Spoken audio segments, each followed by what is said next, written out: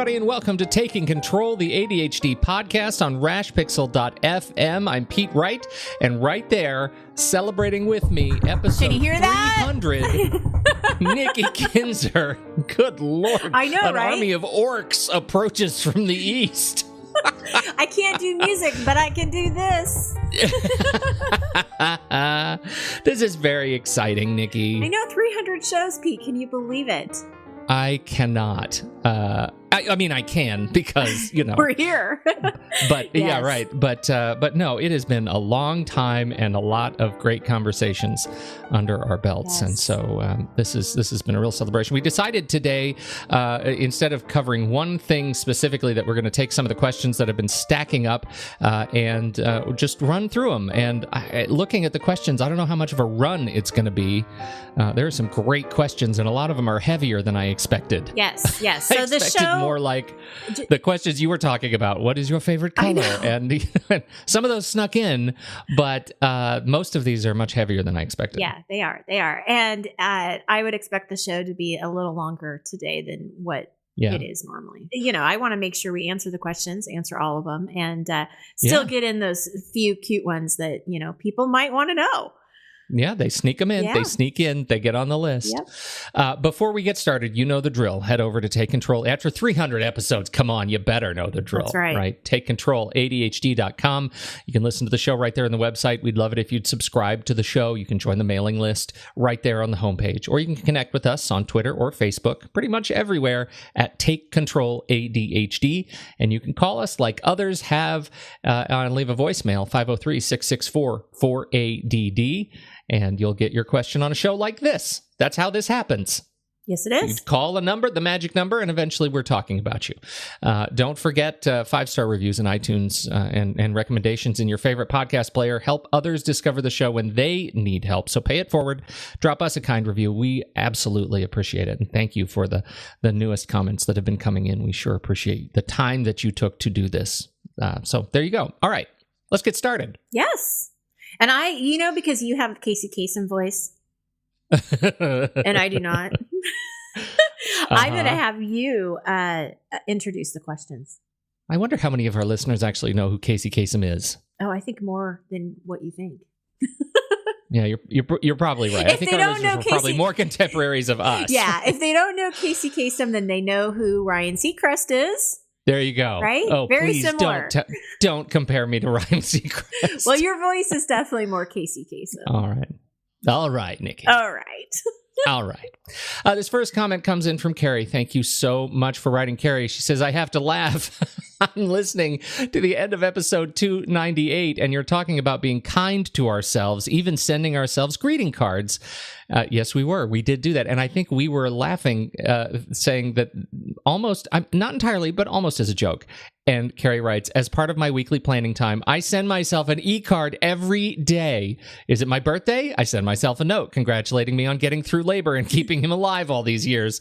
Is it April Fool's Day? I send myself a bad joke. Nothing special going on? Well, I'm special, and I tell myself so. Each day when I check my email, I get a whole 1-minute meditation to enjoy the pretty animation and appreciate myself. That might be the only me minute of the day, so I've learned to cherish it. That is epic. I know. I love it. I love it. See, it's so great. It is so great. And when I saw the note about congratulating me for going through labor and keeping him alive, I'm like, alive. Amen. Like, all of those parents out there, they totally get that. Like, this child is still alive. It's good. You know what I love about this on a totally. What I love about it on a serious note is that I do have a kind of a props folder in my day one, and I put stuff in there, but it ends up being kind of a black hole. I rarely go back and look at it, and I rarely remember to go back and look at it. What I love so much about this and doing it through e-cards or even through the mail is that it's a surprise that is delivered to your face. Right. You don't have to do anything to be reminded about how cool you are when you're struggling with stuff. So congratulations to Carrie. That's a great idea. I hope others take up the mantle. Well, and I just have to say the positivity about it too is what really rang true. I just love that she's taking time for herself and that she's acknowledging these things. I mean, it's an inspiration, really. I love it. Absolutely love it. Yeah, All totally, right. totally. All right, our first big question then. This is okay. I have to say, some of these questions are really long, and so we are. What I'm reading to you here, I'm cutting Right. a lot of stuff, and so if you're the person who wrote these comments, and I'm sorry, we have to edit them. Here we go. We've got somebody who wrote in about being in the process of moving again. She has ADD, and her son has ADHD and ODD. Her goal is to have the new house be better organized for us to live and manage our ADD, ADHD.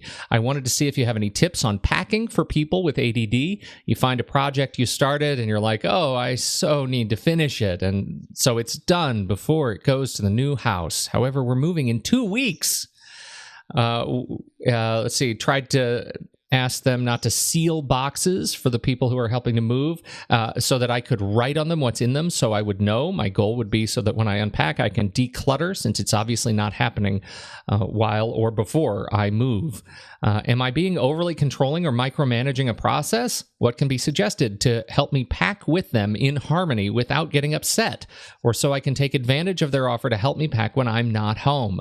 I'm just nervous I won't know what each box is when I return, and will then have a clutter box mess. Do I say goodbye to these projects that collect dust and have a yard sale and see if I can start off better?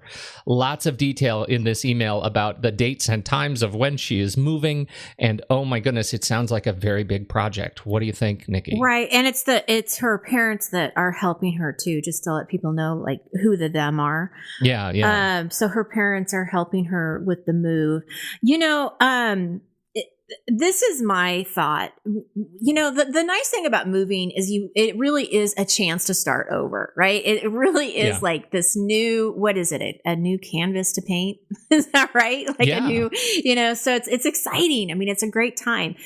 What I do suggest though is to purge as much as she can while she's in her old home before she actually packs anything and take it to into her new home. So I would say, don't just put stuff into the box and think that you're going to deal with it later. And the reason I say that is there was a comment that she was talking about in her message that kind of insinuated that that's what she would do, is that she would kind of just take care of it when she got to the new house.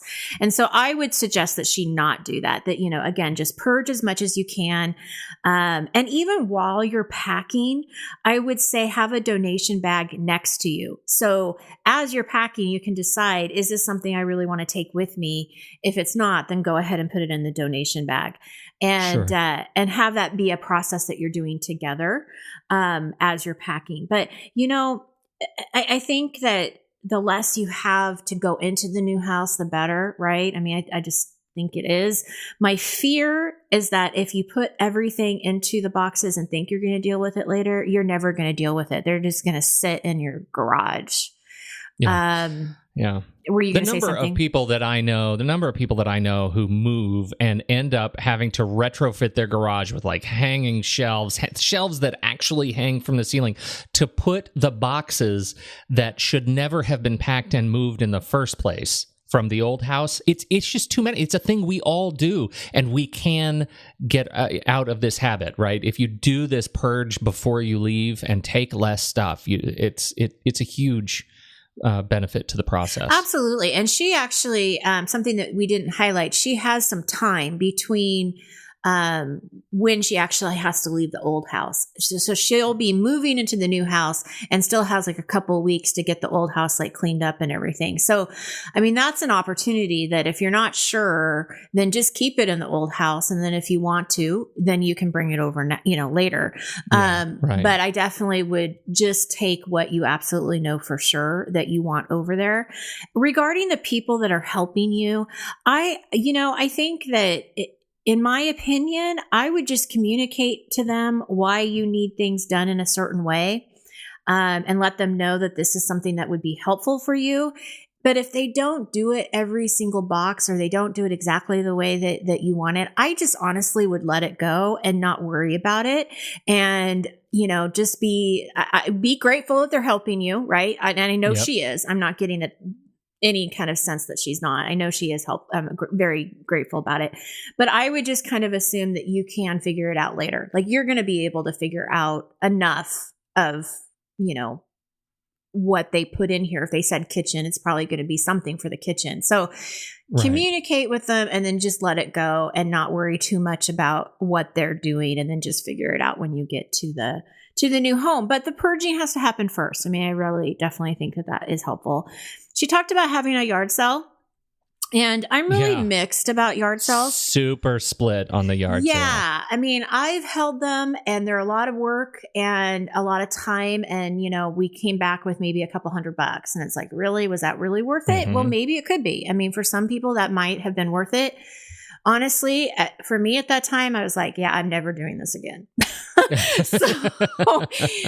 it's funny because I have to admit, just like maybe a week ago, I asked my husband, I'm like, we've got a lot of stuff. Should we consider doing something like that this spring? And so I don't know. I'm still it is split. I mean, it's just, I think it depends on how much stuff you have left over that you don't want to take with you. Is it worth an amount of money that you could, get some money off of it? Like, I wouldn't just put a bunch of trash and think that this is worth your time. But if you have some stuff and you think, well, I could really sell that dresser or that chair, for a good amount of money and make some good of it, then go for it. I mean, maybe it is worth the time, but that's really what you have to decide. Is it worth your time and effort, compared to what you're going to get back? And you really just have to use your best judgment. It's the season, right? It's hot out. Yeah. Everybody's doing their yard sales right now. You drive around the neighborhood, it's like the yard sales are dime a dozen. And my goodness, everybody looks so miserable. Yeah. I look around, I'm like, this is not motivating me to do a yard sale. So it's a lot more work than what I think people realize. Yeah. Yeah. Yeah. So anyhow, there you go. We may not be yard sale people. That doesn't mean yard sales aren't a great benefit. We're just not the right people to ask. Yeah, exactly. Yeah, because there's people that swear by them. Absolutely. Yes, totally. And can do them really well. Yeah, find those people and they can help you set it up. And that's something we've talked about on the show before. There are yard sale services that take a percentage of earnings and they'll come in and they'll do a great job at selling your stuff. Right. And you just kind of hand off the process. Like, here's my stuff, make it go away and give me a few pennies for it. If you don't care about that process and you don't necessarily care about making 100% of the profit, you can have people who come in and do something really, really smart, and they can market it well and do that. That could really help you out and not have to, add another thing to your list to think about. Absolutely. Okay, next question. Go on, Casey Kasem. Here we go. I absolutely hate my job and career in social work. I am essentially burnt out. I'm feeling disenfranchised from the vision I've been working toward for years, and I have no idea what to do next. I feel like I'm doing all the right things, but I'm still stuck. I was hoping you might have some insight. So my problem has a few prongs. First, I have this desperate urgency for a new job right now, even if it's not a job I end up pursuing as a career. I'm unsure about what I can do next. ADHD, burnout, and trauma considered, I feel simultaneously overwhelmed by all the possibilities and somehow still optionless. 3, I have a great grasp of my strengths, needs, etc., but don't know how to take productive steps forward that will result in progress, not just self-awareness. I heard the podcast on making decisions today, and it became annoyingly clear that I am totally procrastinating by avoiding a decision and researching, reflecting everything to death. But on the other hand, I don't want to choose wrong again and can only afford to go back to school once. I guess ultimately my question is, what do I address? Where can I make my changes in my process? Do I need to just make a decision? Oh my goodness. There's a lot going on in here. And again, I've read just a little bit of this email. This is a big challenge you are facing, truly. It is. And it actually took me some time to really think about how I wanted to respond. So I'm curious from you, Pete, before I give my response, what your thoughts are. Well, the first thing I thought about is I totally hear you, and you're not alone, and I've felt that way myself. And I think the thing that jumped out at me is there's a lot of talk about jobs and careers, But some of the most surprisingly optimistic and happy people in their jobs are people who stopped thinking about jobs and started thinking about functions, right? Like a function that they wanted to serve in an organization. And I'll tell you what I mean by that through an example. One of my clients is up in Canada, and they are steel piping company, right? All they do is stainless steel fixtures for sterile environments, right? So like hospitals, emergency rooms, kitchens, any place that needs to have, high quality custom steel. This is the company that does it. And the woman that handles the entire inventory and sort of back-end logistics and fulfillment process is a former psychotherapist and is simply amazing person, and actually had this very challenge and didn't know what to do, but was dealing with her own challenges with ADHD and needed something where she could essentially sit in a space and not be bothered, but manage something that she could totally hyper-focus on. That was the thing she wanted to do. She said, I'm totally sick of having to fight my hyper-focus, but I am an incredibly organized person, and I want to use this function in my brain, my ability to hyper-focus and organize systems, and do that for a company, and I don't really care what they do. Right? Yeah. And so by focusing on that function, she was able to totally broaden her search for companies that were, because what she had been doing was just looking at, hospitals and clinics and really focusing on her experience in working in therapy. And she wanted a radical career change, ended up finding this little company that does steel piping. Is that an amazing transformation? She's never been happier. She's exercising this part of her brain that she was able to really tap into. It takes a keen bit of awareness of yourself, but it sounds like our listener here who wrote in has gone through the sort of discernment process and has a keen understanding of what she's looking for, skills and what she's looking for. I think that's so that's the thing that jumped out to me. What about you? Yeah, I agree. And I love your perspective on that, because that did not come to my mind. So I think that that's a great way of looking at that is what function do I want to play, and does the industry matter? And I that's a great way of looking at it. A couple of things. First of all, it sounds like she's doing all the right things around awareness. I mean, she really talked about how she's gone through the what she needs out of a job, and the must-haves and the can't-haves, and she's listed her strengths and her weaknesses. I mean, she knows a lot about herself. Where I get a little unclear is she's saying that she's stuck, and I'm not really sure where she's stuck, because to me, I see that she's making a lot of forward movement.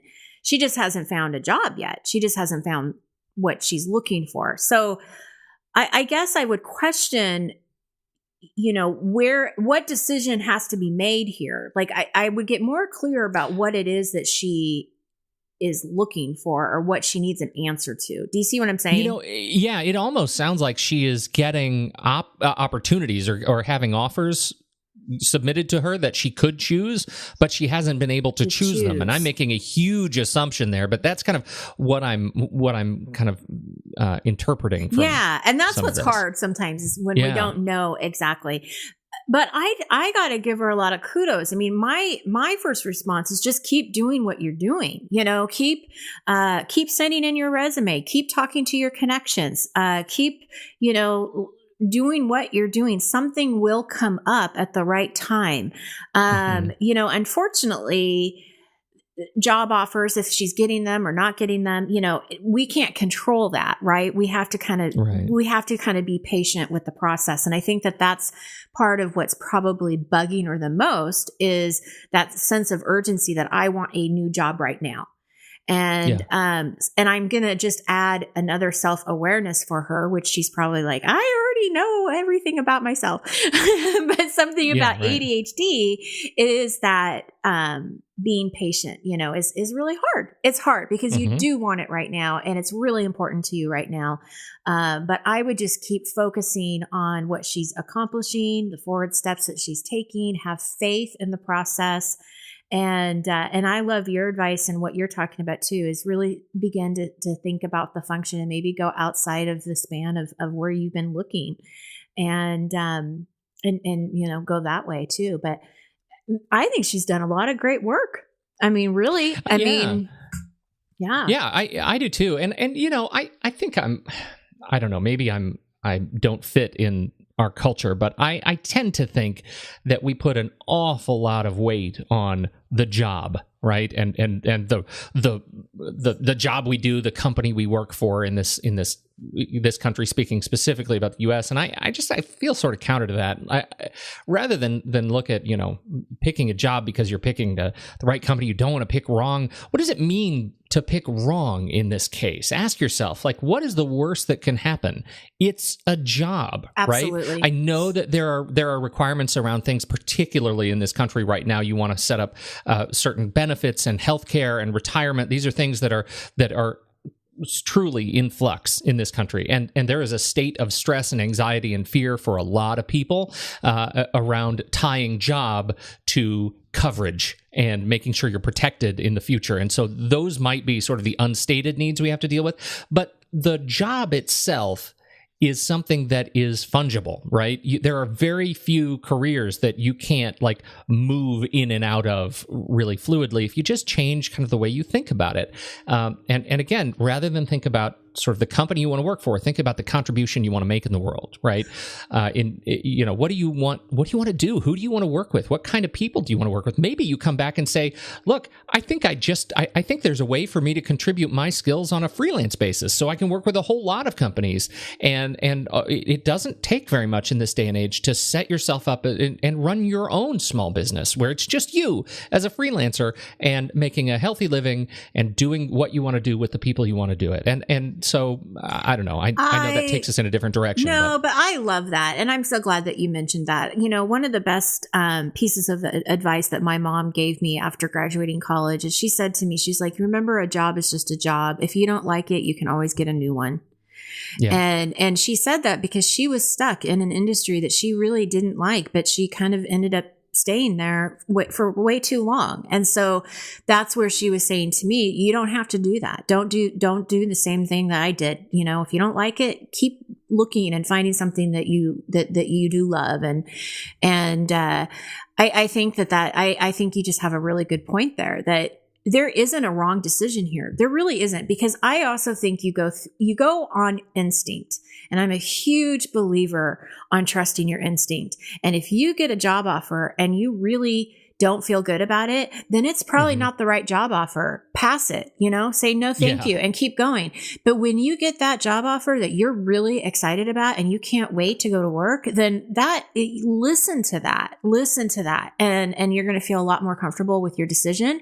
If by chance it ends up not working out, that is a learning experience. Now you know one more thing about yourself. You know what you need in a career or a job, and you take those lessons and you keep moving forward until you find the right fit. And so I think, again, what you were saying, it's all about how you look at it, your perspective, and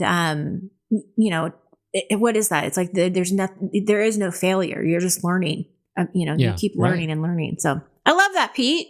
That's it. Nice job. That's it. Hey. Thanks. You too. Hey, guess what? How about the next question? We have a tech question. I'm not even going to touch it. I'm home. I'm like, this is all about Pete Wright. All right, here we go. I have regular meetings with my boss regarding performance and to-dos. I'm using several systems to stay on track, and Bujo, bullet journal, has been amazing in this sense, but I find it extremely difficult to be both present in the conversation and to take notes. My manager expects me to take notes and report on sessions. I've asked her to help me with this, but she would like me to develop a coping skill. Are there any apps or tools that I can record a conversation and turns it into text, even if the text is not always accurate? Having some text to work from will help. Oh my goodness. It turns out this is a remarkably challenging question to ask, and it just is because this is where we are with the technology. I have a couple of suggestions though. The first is, if we're going to stay on this, I want a tool that takes a recording of a meeting and turns it into text. There is a website and a sorted app called speechnotes.co. and you can get an example of it at speechnotes.co. You can just start talking, and it will start dictating, and then you can export from the website directly to a text file. There are also apps. There's an app in the Android and the Google Play Store that will allow you to do this. The challenge here is that it says it's unlimited length, but I find it sort of chokes after a little while. Not terribly reliable. The best and most reliable tool that does speech to text is from Nuance. It is Dragon Dictate. They have a couple of apps. Dragon Anywhere is their subscription service. It's $15 a month, but you can install the apps on your mobile devices, your iPad, your tablets, and computer as well, and that will allow you to dictate. But again, you have to have a great microphone. I mean, my experience is if you just put your phone down in the middle of the table and try to record the entire meeting, what you're going to get is akin to gobbledygook, because any can you say that again? It's gobbledygook, right? It's gobbledygook. Right. It ends up being a mess because you forget you're recording, you end up over talking, conversations don't necessarily work very well. And so that's a challenge. It's also costly. I mean, at $15 a month, it's high quality in terms of a direct transcription. If you're just like dictating a letter, but it gets expensive if you're not an attorney constantly dictating every day, all day, to make it really worth your while. And of course, the complexity issue makes it tough. So I would suggest maybe using a more basic tool like the service I use for transcription is called SpeechPad. And for your most important meetings, depending on how often you have them, you can just put your phone down and record an audio file, right? Just in a voice recorder, dictate one of the recording apps, upload it to SpeechPad, and it's like Mechanical Turk, right? Over a couple of days, you'll get an email that says, hey, we have transcribed this entire meeting. It's done by a human, and so it is much, much higher quality. They do attempt to do, and do, I think, an able job of separating voices so that you can see where one person has started, one person has stopped. It's $1 a minute. So for an hour-long meeting, that's $60. But if you want a rigorous transcript of what you are doing or what you did in that meeting, that is a good solution, speechpad.com. Again, notes in the show notes or links in the show notes. Finally, if you are let's give an example coming from iPad, so we can just kind of move on. There are a lot of examples of apps that do this, but the app that I use for note-taking on my iPad with my stylus is called Notability, and it does this. It has this function where you can turn on the recorder and then take notes. So you're taking notes while recording. It doesn't do the automatic transcription for you. It doesn't turn what you're writing into text, but it records the entire meeting. And when you're done, you can actually scroll through the audio, and that'll take you to your notes. So if you need to draw a diagram or something and you want to know what was being said while you were drawing that diagram, you can scrub through the timeline and it'll jump you right to the point where you were drawing that diagram. So it's pretty handy to be able to jump through your notes and relive the memory of the meeting by hearing the audio yourself and filling in your notes later. I find that super useful. It is very similar to some of the features of Livescribe, which again is a more expensive solution. Livescribe is the recording pen. We talked about it a number of times on the show. I was just going to ask, would that be something that could be an option for her? Yeah, and I think it really is. But again, Livescribe is, it can be a spendier solution to pick up, the Livescribe 3. It's and the paper, the smart pen and the paper, the system that goes with it can be a little bit more expensive. I think the Livescribe 3 is, it's the smart pen Black Edition is $179.95. And that comes with a starter essentially, but you also need to get the top-bound notepad and the ink, refill inks, and all of these things end up having a cost associated with them. So but it is in terms of note-taking and recording your meetings, it is absolutely sort of the best in class for solving this challenge. And it also lets you tie it to the Livescribe app, so you can see what you're writing. It automatically syncs to the app on your mobile device. So it's again very, very useful there. So I think there are a lot of options here, but just doing speech to text may be limiting your field of options, and going back to just recording the meeting in one of these tools that allows you to relive the meeting in conjunction with your notes, I would say might be a smarter way to do it. Totally feel this challenge, though. I mean, it's something that I think a lot of us have struggled with over time, and I don't think there's one solution that's just perfect yet. Well, you gave her some options, though. Good job. I sure did. I do my best. Here we go. Number 4. You ready? Yep. I am self-diagnosed ADD mom. Frequently, I find myself so distracted I cannot run my home or boys as needed. What suggestions would you give me to help myself be less distracted as well as my boys? Thanks so much.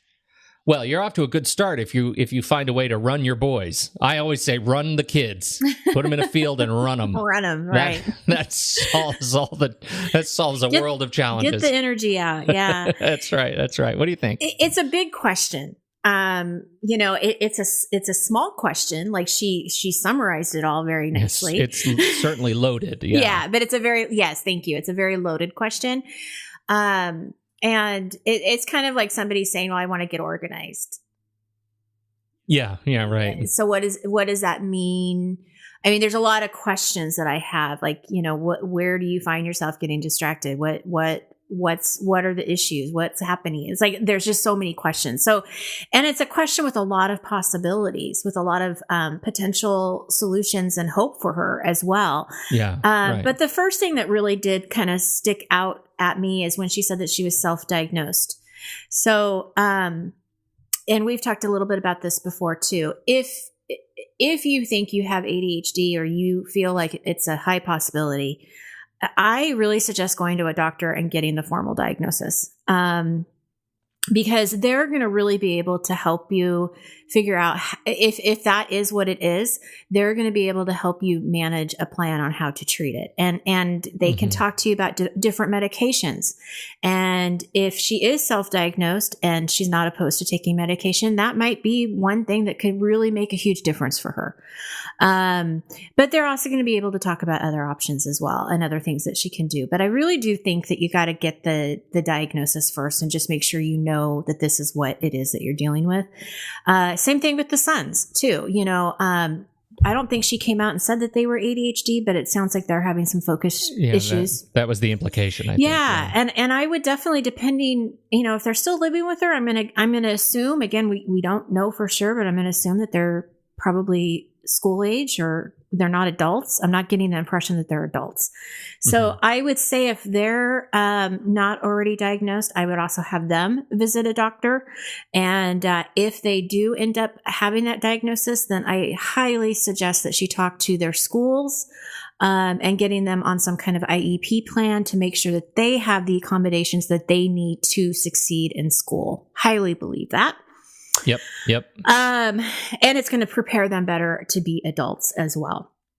Yep, absolutely. I think that as far as diving into strategies, I don't want to not give her anything, to walk away with other than just see her doctor. But I think it's really understanding, if you have ADHD, what does that mean to you? How does that affect your daily living?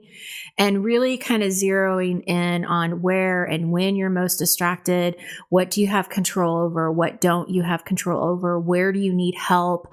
I mean, it's kind of zeroing in and getting that loaded question into more specifics, and then doing research and talking to experts, and maybe, talking to your doctor, your therapist, your coach, doing a search online, get connected with Chad, get connected with some of these other ADHD resources that are available, to really have a better understanding of how your ADHD works, and what are one or two things that I could try right now to help it, so that I can work with it rather than really working against it.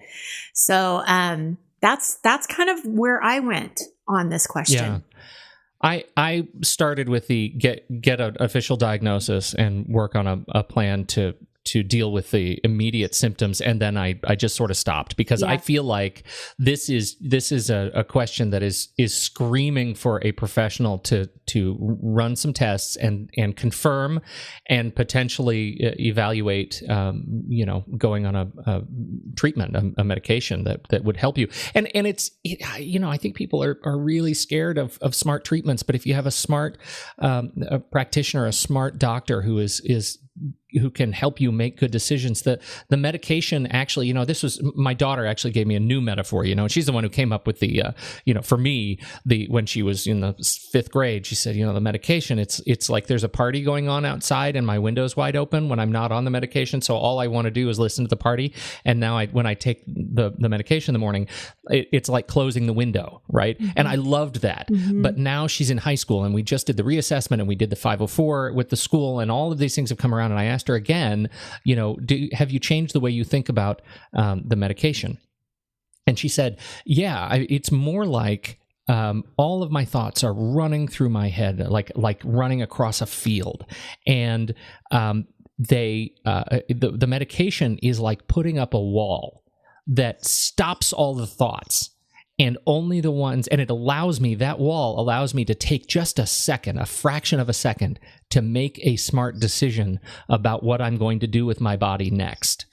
And without it, those thoughts and ideas just run free. But with it, she's making a choice. It enables her to make a choice about how to get past the distraction, how to say, I need to stay on target right now because I'm working on this thing.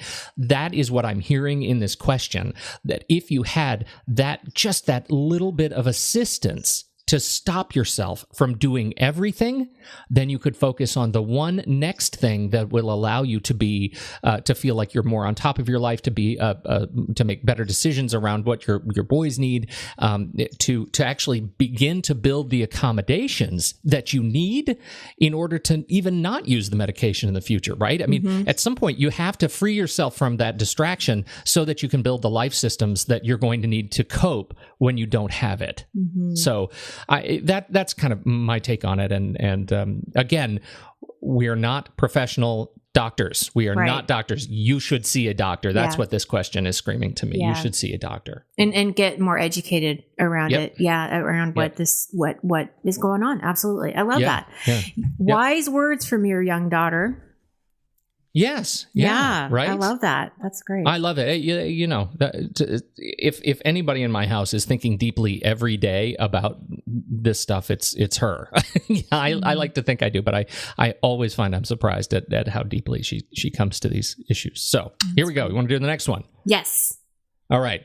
I have learned over the years from having ADHD, I'm 48 years old now, that the only thing that will move me to do something about my always being late habit is if something negative happens to me. The boss gives me a warning, lose my friend's respect because I was late to an event. How can I get myself motivated to do the right thing and get myself out of the house on time? I know what I should do, but I'll allow myself to lie in bed for 30 minutes longer than I should until the adrenaline really sets in. I'm tired of being anxious on the way everything I do. Work, play, everything. Well, the first thing that screamed at me is you're not alone.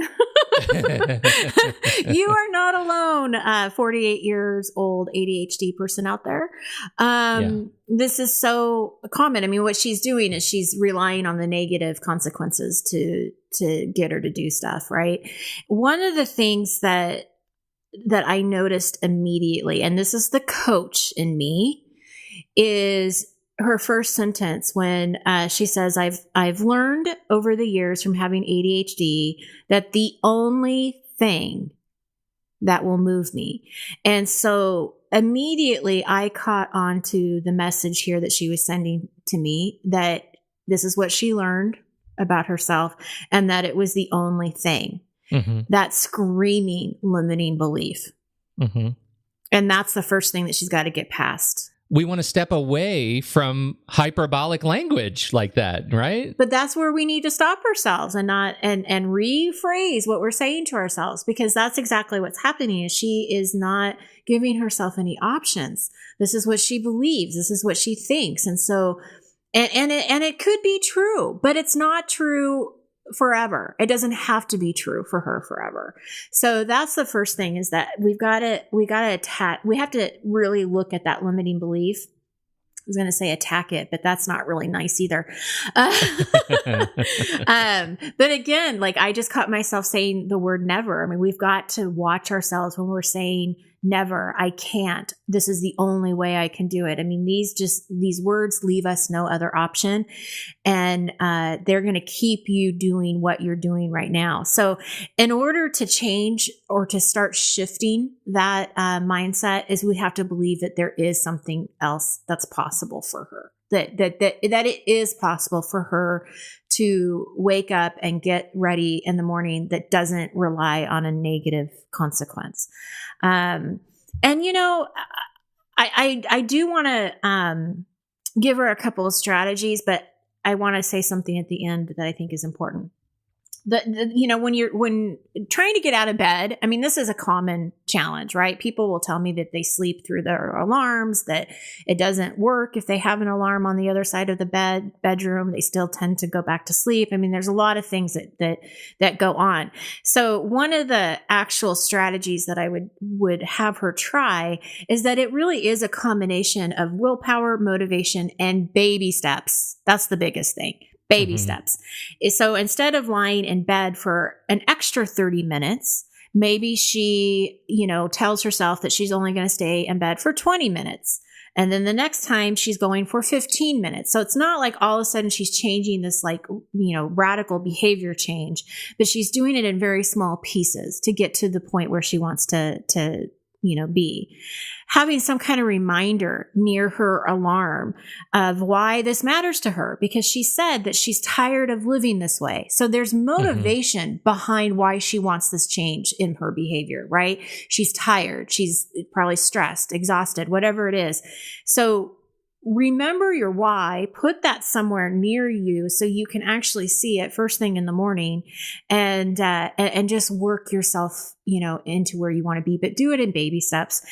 But before you try any specific, you know, real strategy, and we've talked about bedtime routines, and you can go through our podcast list, and you can hear us talking about routines and kind of strategies and things like that. But I think the most important thing with really this question and any question that's being asked is that there are options for you. And you just have to believe that. Just believe that something will work. It may not work every day, but even if it works, you know, 3 times out of 5 days of the work day, then that's success. I mean, we've got to focus on those little changes and just, you know, believe it's possible. That was it. You and I locked onto exactly the same thing. Yeah. That hyperbolic language, I think, is super makes it super challenging. And I think really to phrase the challenges you're living with in the context of right now, I am in a habit of doing this thing that causes negative outcomes. Right now, today, I am in a habit of staying in bed too late because I need the adrenaline that comes from fear to motivate me. In the future or tomorrow, I would like to change in this one small way, right? And take those steps to change your language and change your habit around those things. I think it's just like tiny habits, you know. It's just like making those changes, like you said. So I'm right there with you. I think that'll go a long way toward freeing yourself. But the other thing we've talked about in recent I think recent episodes is this idea of if it takes the adrenaline to get you going, you can kind of embrace it too, as long as you're honest with the people that are impacted by it. It's, you know, you should know this about me. I do my best work when I am right up against a deadline, and that's how I work. If there are contexts in which you can embrace it, that also might help you to feel better and stronger about yourself. There are some areas you cannot, and you just need to approach it by changing your own behavior. But in other areas, when you can make the world, you know, bend the world to your will, so to speak, that also may give you a sense of refreshment. Love it. Next question, Nikki. Do you have any tips on linking large intentions with daily activities? Yes, I do, Pete Wright. Oh, I knew you would have something to say. Well, first of all, I have to tell you, this question came from a viewer of my webinar last week. And unfortunately, I wasn't able to answer the question because I didn't see it until after I'd already ended the webinar. And I had actually included this question into my Facebook Live that I did last week. And I want to include it here in the podcast too, because I'm not sure if they're going to hear the answer on Facebook Live. And I'm hoping that they listen to the podcast and they can get the answer here.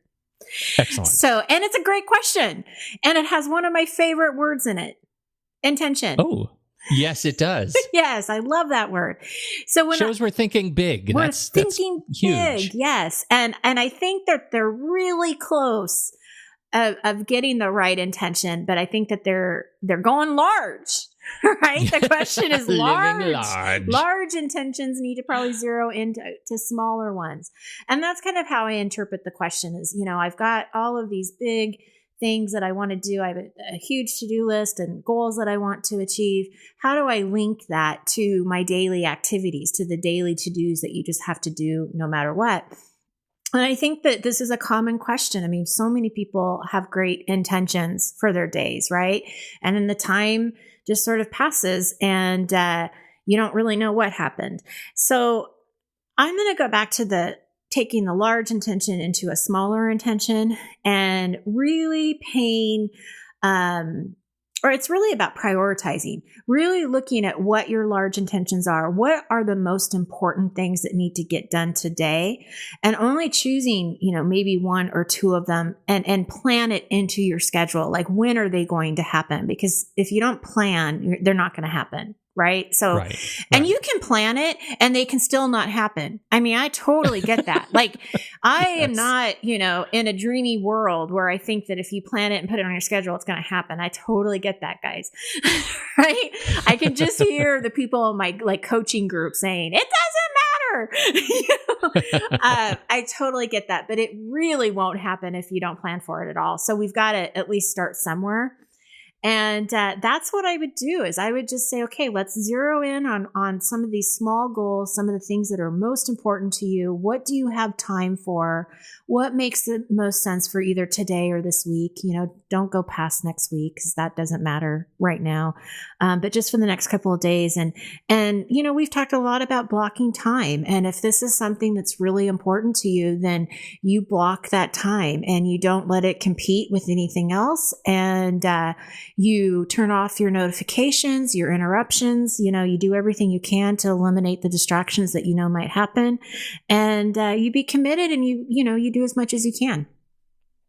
I think you know what I'm going to talk about next, Nikki. I do. I think you do. Go right ahead, Pete, right? I'm going to talk about something that I really, really love, which is a thing that we talk about a lot, which is the daily schedule worksheet that you can download from TakeControlADHD.com. And what I like so much about it, Nikki, is that it specifically connects your large daily intentions, your daily projects and priorities, the big things that you want to do with time. It connects it to time. Now, whether or not you go download this worksheet and use it as either a PDF or print it out and actually write it, taking the step and being not just intentional about the things you want to do, but intentional about how you connect those things to the time you have in your day is going to help you do that. Like Nikki says, check your calendar, but really enter things on the calendar that will help you move toward those big goals. I think that's super important, and we forget it. We put on our calendar the things that we have to get done, but we never stop and think about how is this going to drive me forward to the next chapter of my life, or the next big accomplishment, or the book I want to write, or the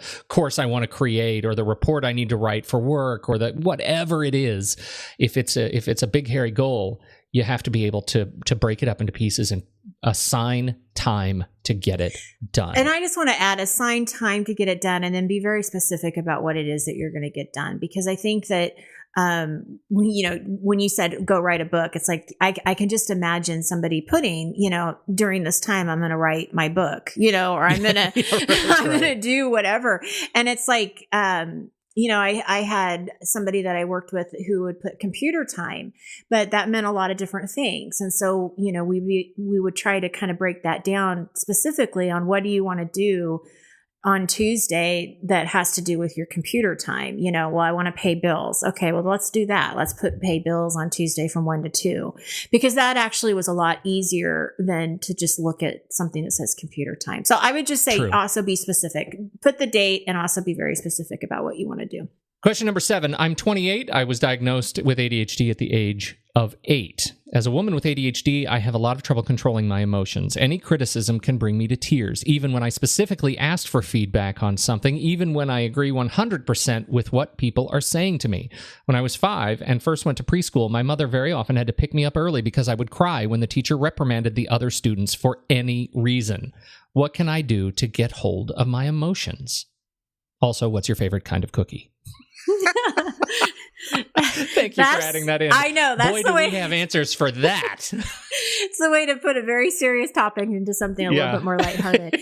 Yeah. I'll be interested to hear how you respond to this. I got to tell you, I think that for me, when I read it, first of all, I think criticism is really hard for anybody to take.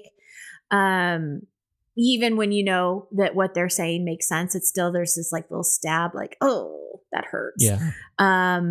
What really got me though, when I read this, is I thought, wow, what a compassionate and kind heart this person has, especially when you are looking at how upset she would get with other students getting in trouble.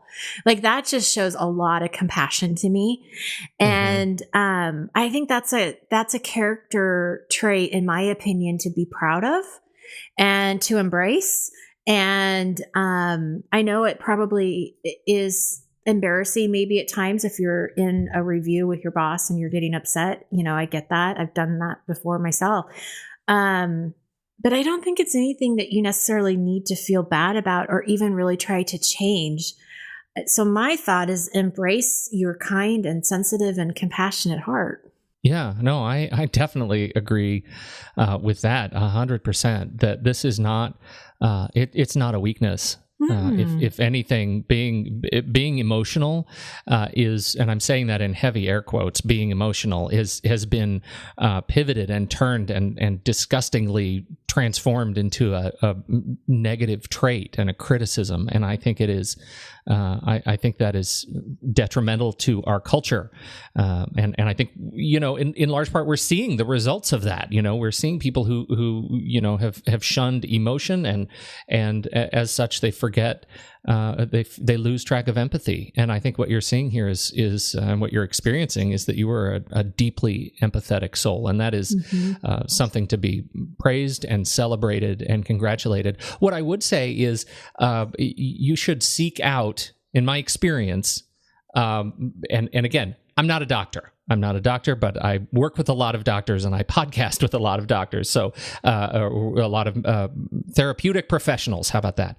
And I will say that you may feel better. You may find yourself feeling stronger in the world if you seek out experiences that trigger your positive emotions, right? If you like in Portland, if you love being outside, go take a walk in our rose garden or the Japanese garden, someplace that can trigger many senses that allow you to be emotional, experience your emotions in a very positive way, and that I find is refueling. Speaking specifically to criticism, I'm a pretty emotional guy myself, and I say that almost as a criticism, because as somebody who podcasts, and somebody who puts their voice out on the internet many times a week, I get people who say really mean things, and things that are really not just critical of the shows that I do, but critical specifically of me or the people I do them with, critical of the way voices sound, critical of, saying just really, really mean, hateful things targeted to be mean and hateful, not to be critical in their best or helpful feedback context, or helpful feedback. Right. It is the very worst part of being in any sort of public eye. But that the public eye is whatever public you're associated with. So going to work, you're working in a public eye, right? There is a culture and a community of people who, for lack of a better word, are watching you. And so when they are critical of you, when your boss is critical of you, you're often having to sort of choke back the feeling of negativity that comes with, oh my God, do other people see that in me too? Do other people feel like the same way that my boss does? And I think really finding a way to channel that emotional experience at work by giving yourself permission to experience emotions and sit in them and exist through them can be a really powerful step toward feeling more confident and more comfortable in your own skin. Mm-hmm. I don't know. Good. What do you think? No, I think that's really good. And I think that, one of the things that I've noticed is the more popular the podcast becomes, and, the more people that we have that are listening to us, the more responses we get from people that are, mostly most of the time are always positive. Positive. But you always get that one or two that will say something and, it catches you off guard a little bit. And what I have found is I kind of sit with it and then I just sort of ignore it. And then I go back and I look at, all of the positive comments that have come in, and what we're doing, I know helps so many people, and we're making, even just any small difference is why we do this. And this is the intention of what we do. And it starts to fade away. It just starts to not mean anything anymore. It's like that person, I don't know why they sent me that email, but you know what? It doesn't matter. Who cares? They don't have to listen. Yeah. They can stop listening, or they don't have to be a part of my newsletter if they don't care about my, newest online course. That's fine. Yeah, right. So I think you do have to kind of, sit in it and then step away and just remember that it doesn't matter. It doesn't matter. You keep doing what you're doing. And, but I also understand when she was saying that even when I agree, because I've had that happen too, where it's like, I know you're right, but I don't know. It's just like, okay, fine. I'll do it different next time. I don't know. There's just something about it that you have to soak it in and then process it. But. Well, and that's what I mean. Sitting in it is usually the best medicine, really right? Is. If you really sit and intentionally stop and say, I feel terrible right now, I'm going to sit and feel terrible, and I might need to cry, and I might need to go punch a pillow or yell at a wall, but I'm going to be usually, and I think I learned this from one of our past guests, Michelle Chalfant, who, reminded me that even the deepest of emotions usually pass if we sit in them in about 90 seconds. Right? Okay. If you can hold on to emotions for 90 seconds, mostly it'll pass and you'll be able to start processing how you want to relate to the world. But you got to intentionally approach it, to sit in it, feel the grief, feel the sadness, feel the frustration, feel the anger and rage. 90 seconds, you're going to get through it to the other side of it. Well, and what's interesting to me, the most recent experience that I had with dealing with some disappointment, my kids saw it.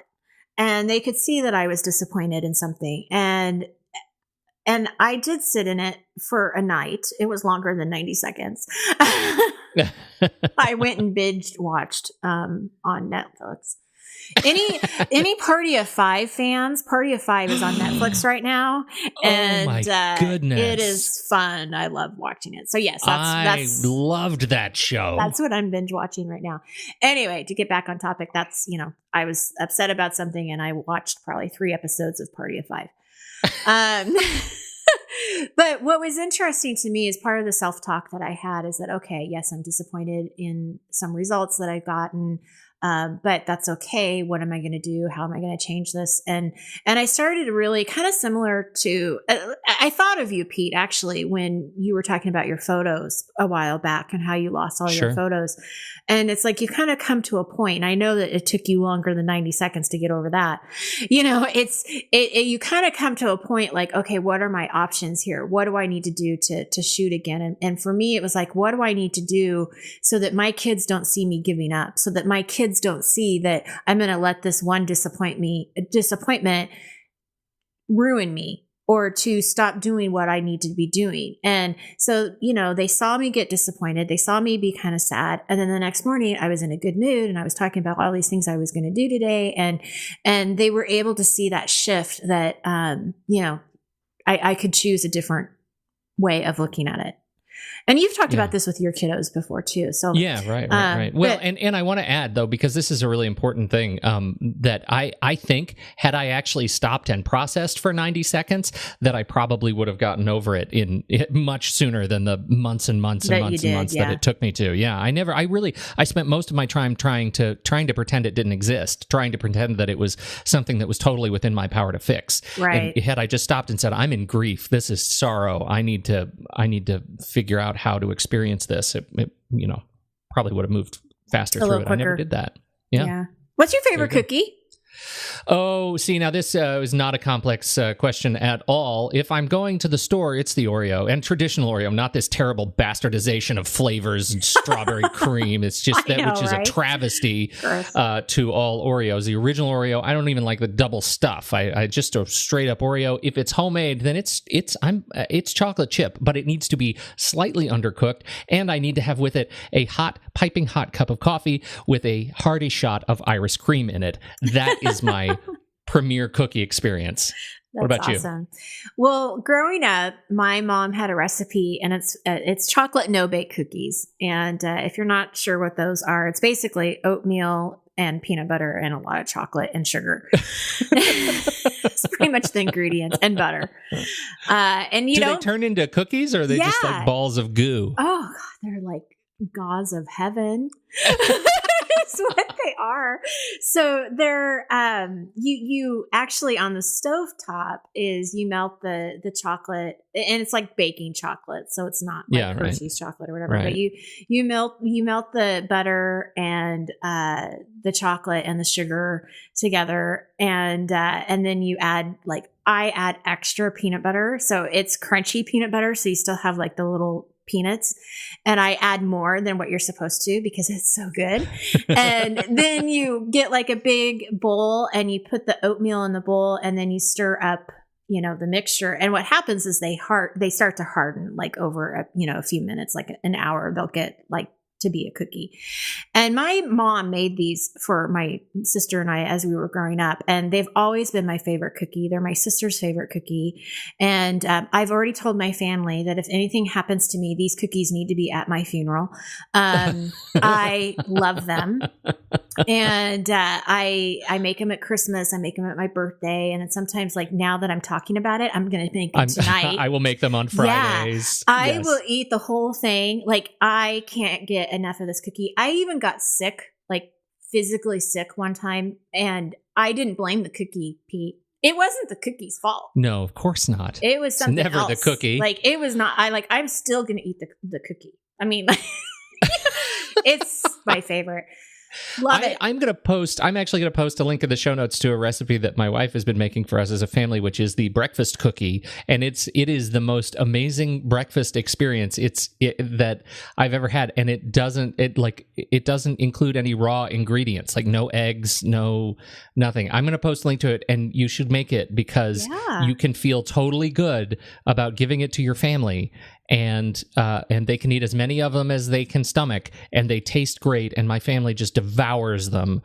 We make a batch each week with chocolate chips in them and white chocolate chips in them, and they are really, the perfect cookie because it's all healthy stuff, but it tastes like it's totally unhealthy. Yes. So I'm going to post that. Okay. We've got I think one more big question that we're going to try and tackle here. Yes. The listener has written in asking for tips on these 3 categories. First, transitions. I find it difficult on a macro and micro level, getting to bed, getting up, starting or stopping writing, moving from chapter to chapter, scene to scene, sentence to sentence. Writing is a very difficult thing for especially if you're struggling with ADHD. Decisions, the second category, part and parcel of the transition issue. I suspect each incremental decision is high gear, meaning not automatic, so decision fatigue can set in, but also a task may require not just decision, but also follow through. Can't tell you how many times I've spent hours researching the right backpack or camera or whatever, then ended up too overwhelmed to place the order. A month later, I find myself back at square one, needing to do the research again. Number 3, planning ahead, related to transitions and decisions, because except for regular appointments, planning is a high gear activity with a lot of potential for self-sabotage, like planning way too many things, assuming I can do something in 1/10 of the time it will take, or not planning for what I really need, like a date with an accountability partner, or not feeling like doing what I planned. Big questions there. Well, all 3 topics we could have like hours and hours of conversation. Yeah, right. I mean, this is tough. I mean, this is tough because there's a lot of things that we can talk about around here, around all 3 issues. And they all relate to each other too, in a lot of ways, just like she's linking them, the transitions, the decisions, and planning all sort of have a relationship. I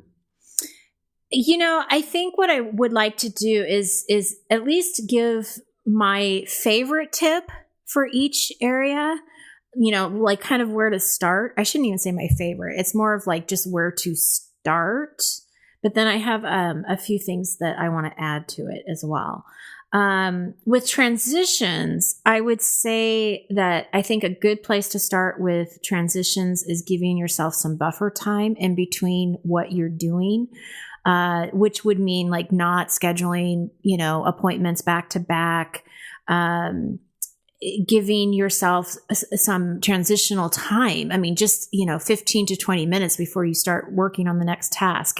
This will help you have time for distractions. It will also allow some time for unexpected things to happen. With transitions, I also think it's really important to keep the time in front of you. So if you do have to go task to task, that you are aware of the time, and that's really where alarms come in handy, having them go off a couple different times just to kind of plant the seed that, okay, it's time to move on to the next thing, or, whatever it may be. With decisions, I mean, this is a huge issue for any decision. I mean, what she's saying with the backpack and camera, I mean, gosh, I'm sure many people can relate to that. You get into this rabbit hole and it's too overwhelming. There's just too many decisions to make. And so you end up not making anything. Right. One of my favorite suggestions with this is to make the easy ones first. So eliminate your choices, eliminate the things you absolutely know you don't want. We've talked about this before in one of our shows where we talked about online shopping. Remember? Oh, yes. And we had given a couple tips about how to set some boundaries, like just to pick one or two websites that you're going to look at, have a checklist of the things that you know for sure that you want, do everything you can to kind of eliminate having too many choices. Can help. I think that the follow through part is almost like when we were talking about the job earlier, like don't look at it as making the wrong choice. I would almost use that same advice here with decisions. Just have faith in your decision, make the decision and know that, have faith that you feel like you made the right one. And if for some reason it wasn't, then, you'll be able to figure it out. You can either get a new one, sell it, whatever, give it away. I mean, you can figure it out. So what we don't want to do is get stuck in thinking this is right or wrong. Yeah, right. Right. Very rare are the decisions that you need to make going to impact the overall narrative of your life. Right. In the long term, right? Well, and kudos. It's perspective. It's perspective, and kudos to her for being aware of these things. Like, truly. This is what's happening. And so I think that the awareness is always that first step in really kind of figuring out, how do I change it? So kudos to her for even seeing that this is happening. Now, the third thing about planning, this is really hard for me to answer in like a minute, right? Because I designed a whole online course that's over 6 hours of tutorial video all about planning. Yes. So everything she said that she's struggling with, I touch base, I talk about in my program. So this is a big thing. I mean, this isn't something that you're just going to all of a sudden have one tip from Nikki and your life's going to change. I mean, it's a process that you have to go through. What I do want to say is that I think a great place for you to at least start and get away from our conversation today is to estimate your time. My last webinar was dedicated to how to estimate time better with ADHD.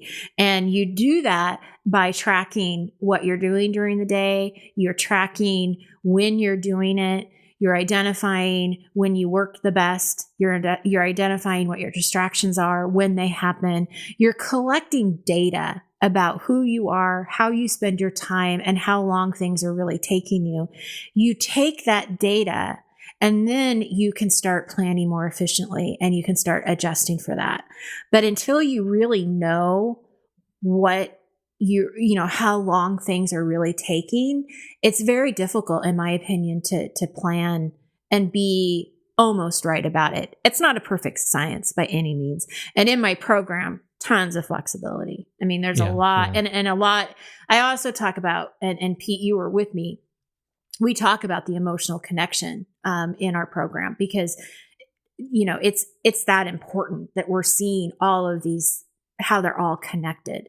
But yeah, definitely. I mean, that's my answer. With the planning is at least start tracking your time and seeing what you find out. I know that you've got some ideas on how to track time.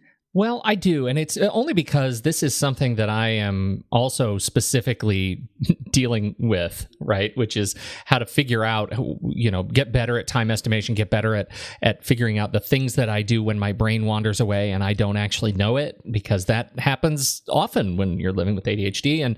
And so I have been really experimenting with these background timers and trackers, activity trackers, because that's the part that is most difficult, I think, when you're living with ADHD and you're really struggling with figuring out, what does it take to do the things that you do regularly. For me, I spend so much time on the computer that it is easy for me to install an app that runs in the background and tracks everything that I'm doing. I'm testing 2 apps and services right now. The first one is called Timing, and it is a completely standalone, doesn't sync to any service. It just sits on my computer. It's Mac-based. It sits on my Mac, and it allows me, it just keeps a log of everything that I do. And I can create tasks around those things, right? I can say, right now I'm working on a task if I want to manually start a task, and it will track all the activity that goes into that task. So it'll say, here are the websites you visited, here are the things you wrote in your various writing apps, are the things that you produced in your podcast production tools, and so it keeps track of everything that I do within that task. Or I can just go back at the end of the day and say, what did I do? And scroll through my timeline, and it'll show me every URL I visited. It'll show me and what time and how long I spent there before I moved to the next activity, and allow me to kind of chunk those things. I can then select them and say, okay, when I was doing this, I was working on this particular show, or I was designing this particular brochure, and this collection of activities was built into this task, and that ends up being really useful. So that's one, and I've been talking to the developer of Timing in Germany, and he's, I think, may join us on the show to talk specifically about data collection and its relationship to ADHD. The other is called Toggl, Toggl. And it also has a background timing feature, and I'm still pretty new to Toggl, but it's a web service. You can log into it with either create your own account or log into it with a Gmail account.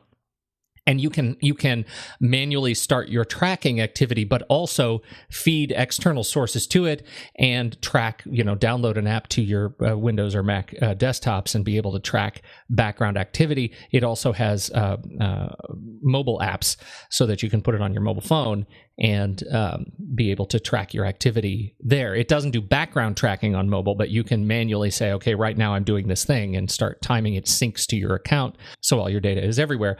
Really, really useful tools for me, I think, to be able to go back and actually look at how long it takes me to do certain things. And I'll tell you, in the last week and a half, it has forced me to really check some assumptions. And when I normally go about, for example, my monthly billing, if I get off track of figuring out how much to put into my billing for my clients, I usually have to go back to all of my apps that I use. When did I send these emails? What did I, and rebuild my month. And I know that I'm dropping things all the time, and that's not helping me from a business perspective. But using this, I can go back to my day and say, here's specifically what I did, specifically when I did it.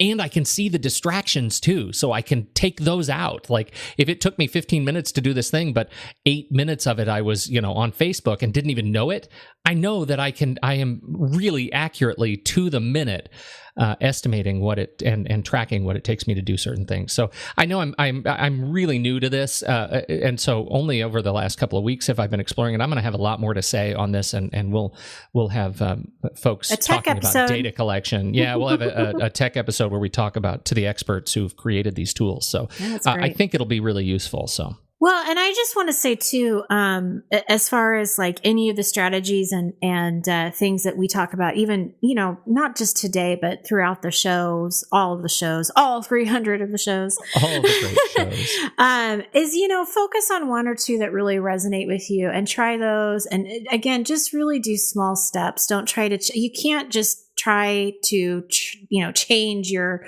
transitions and planning and decision making all at once. So just, focus in on one thing at a time, try something that seems like it might work, and keep building off of that. And again, I just have to shout out, if you are really struggling with planning and getting your to-do list done and how to schedule that, then I highly encourage you to check out that course, Organizing Time with ADHD, because I cover everything in great detail and do give you a system to work off of. Excellent. Okay. What's your favorite color, Pete, right? Oh, I have so many favorite colors. I don't know. I know. You have more than one. I do. That's how it's like forest green or steel blue, and then I look at my wrist. I have a bright red watch band on my watch. Like I don't know. I used to be all gray and black, and I've decided as I get older, I need more color in my life. So I really don't care. It's better to ask what colors do I not like, and like bright pink, fuchsia. I stay away from those. You don't wear bright pink. I don't wear a lot of bright pink. Shorts. No. Yeah. No, okay. But blues and greens and the occasional bright slash of red. I don't like variants of red. It's got to be boom red. That's the red that I like. Yeah. That's funny. Well, if you're talking about like things that like clothes that I like to wear, I'm definitely more black, white, and gray. Like you can pretty much guess that I'm going to be in one of those colors or all three of those colors. Occasionally I'll throw in, some patterns and stuff, but there's still some black, gray, and white in it. Yeah. But as far as like my favorite color in my home, like to decorate with, is definitely red. Like we have a lot of red accents, red carpet, red pillows, red, blinds, whatever those things are called. Not blinds, curtains, not blinds. Yeah, blinds are not red. The curtains are red. Let me just make sure I get that clear. See, we've talked a lot longer than what we normally talk, so now I'm getting like loopy about what I know. We're getting loopy. Is. That's right. Yeah, but so mine is red. And then I also wanted to. This question was not asked, but I'm kind of thinking people might be curious how we know each other. It's been a long time. I think we talked about this on a Q&A show a long time ago. Yeah, we did. We told the whole story. Have we? I don't even remember that. It must have been a long time ago because I do not remember telling our story. Yeah. How do we know each other, Pete, right? Well, it started in Portland. You were living here in Portland, and we were in Portland, and it was probably, I don't know, early 2000s, 2001? Yeah. Somewhere in there. Yeah.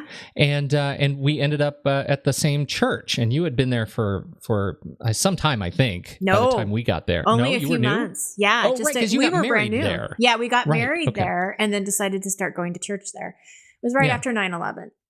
Yeah. Okay. That's right. And so that was right around when we started going there, and we just became friends. There was just sort of a collection of families that were all sort of new families, new couples, new families, and we all just kind of had kids at the same time, and just kind of came up together as new families and new parents, and then drifted away over years. You guys ended up moving south. We stayed where we are, but we never lost touch, and ended up having a reason to stay connected through the show and our other work together. So I don't know. Is that? Well, yeah, that's exactly how we met. And I remember Pete. I remember meeting your wife when I first met you guys. Kira was pregnant with Sophie, so that I remember that. And I always remember you being kind of the tech guy. You were the Mac guy, right? Because you were on a commercial. I was on an Apple commercial. I was one of the first switchers, and so you could. I did it under my middle name because my job at the time, I was still working the corporate job, and they didn't want me to take the time off to fly to Boston to record it, and I didn't want to give them any free promotion because they were so mean about not letting me go record this commercial in Boston, and so I did it under my middle name, Damon Wright. You can go find it. Please don't judge me. It was a long time ago. I had just switched to Macs. I was so frustrated I was a tech guy, Windows guy through and through, and I switched to Macs and fell in love And so that was it, that 2001, 2002-ish. Yeah, you were. It's on YouTube. I'm decidedly not putting a link in the show notes, but it is on YouTube somewhere. You'll have to really search for Pete's commercial. Oh, I'm such a tool too. Oh my goodness. I was how did I end up married? Like, had I seen that? If I were my wife, I would never have. This is at the very end of the show. I bet there's probably one person who gets to the very end of this show. Yeah, I know. So one person is going to see this commercial. I want to add though. So what happened, like you said, is we moved down south, and about a year after we had moved, I had decided to be a professional organizer, and I had read an article in a local newspaper about professional organizing. And when they had done a search on people in the Eugene Springfield area, they couldn't find anybody. And I had never actually thought of myself as an entrepreneur, never really thought that was what I was ever going to do. But this bug hit me. And I was like, oh man, I could totally do this. But I knew I needed help because there was no way I was going to do this on my own. And I remembered Pete being so savvy with that Mac. And being such the tech genius. I don't even really know if I knew what you did for a living. I just remember having this need to reach out to you and say, can you help me with this? Like, what do you think? Can I do this? And you were so supportive. And I remember saying, yes, you can do this. I can totally see you doing this. And I'm happy to help you. And we made this like business arrangement deal. And you've been with me from day one. And, we created the website, we made several changes, and then I decided to not even do organizing anymore and go into ADHD coaching, and we rebranded and rebranded the show. And I mean, you've been along with me, this whole entire time. And I wouldn't be doing what I'm doing without you, Pete, honestly. Oh, huge. That's very kind. Yeah. I mean, it's just, I really definitely see this as a joint effort by so truly. Many means. Well, it is. And this podcast is just a reflection really of the work we do and the things I think that we care about. And that's the thing that's most important to me. It's like, you want to work with the people who who share your worldview. And it's been so easy to work with you, particularly just around the ADHD stuff, but the organizing stuff too. Like I share your spirit on this stuff, right? Mm-hmm. I see that you can change your life through the way you approach your systems and how important they are. And so even though, you can't subscribe to the iTunes feed and get the original organizing podcast episodes, we cleared them out when we changed to ADHD at right around episode 163, which is an entire generation of podcasts. Like if you look at that 100, very few episodes shows get to 163. And here we are essentially a second life now that we've hit 300. But if you go to, takecontroladhd.com/podcast/number, like 1, you can go back in time to March 22nd, 2010, when The Office Closet went live, and you can hear us talk about that on the way. It's all on the website from episode 1 to 300. Just use, the episode, and it's number 1. It's not like 01 or #1. It's just podcast/1. If you want to go back and listen to those, you can. And don't judge us. Yeah, again, don't judge us. We were just starting. We were just learning. Can I tell you, Pete? I didn't even know what a podcast was. Yeah. When we started and you were like, I think I wanted to do a radio show. Like somebody had asked me if I wanted to do a radio show, and you absolutely were adamant. Like, no, don't do that radio show. Cause it was like a local thing. It wasn't even like national, or I'm sure you would have been like, yes, go. Yeah. But but it was like a local radio show. And you're like, no, let's do podcasting. So we were doing podcasting before it was ever popular. Like and I had no idea. Like I thought the podcast was just going to go onto the website. And so the only people that were going to hear it were people that actually went to my website to press play. Like I didn't realize it went out to the world. Yeah. Well, and now and look at how much has changed since then, right? I mean, now we get comments from people all over the world who are all, and that's the thing that's most sort of humanizing about the whole experience. And it is that, my ADHD, as much as ADHD is symptomatic for people in different ways, it is really humanizing to reflect on the fact that we've got somebody, we've got people writing us from the Netherlands and from Germany and from China who are all struggling with ADHD the same way. Like I think that's the gift of the podcast, and what I like to really celebrate every day is it's a community of people who are all just trying to live a little bit better and a little bit smarter in the world, in partnership with the way the brain works. And absolutely. I think that's great. So there you Love go. It. Love it. Congratulations, Nikki Kinzer. Yes, you too. 300 episodes. That's a lot. Hope cheers to 300 more. Here we go. That's off right. To the next 7 years. So I'm going to do this. You got to end the show the way we started it. A thundering herd of bears running through the forest. If anybody's listening to this on their earphones, they're going to be like, what? I know. Sorry. Why did she do that? This also may hold the record, in addition to episode 300, of the longest episode we've ever done. And just a hair under 90 minutes. So thanks for making it through there. We promise we'll be back to regular listener lengths next week. There you go. Thanks, everybody. On behalf of Nikki Kinzer, I'm Pete Wright, and we'll catch you next week right here, episode 301 of Taking Control, the ADHD podcast.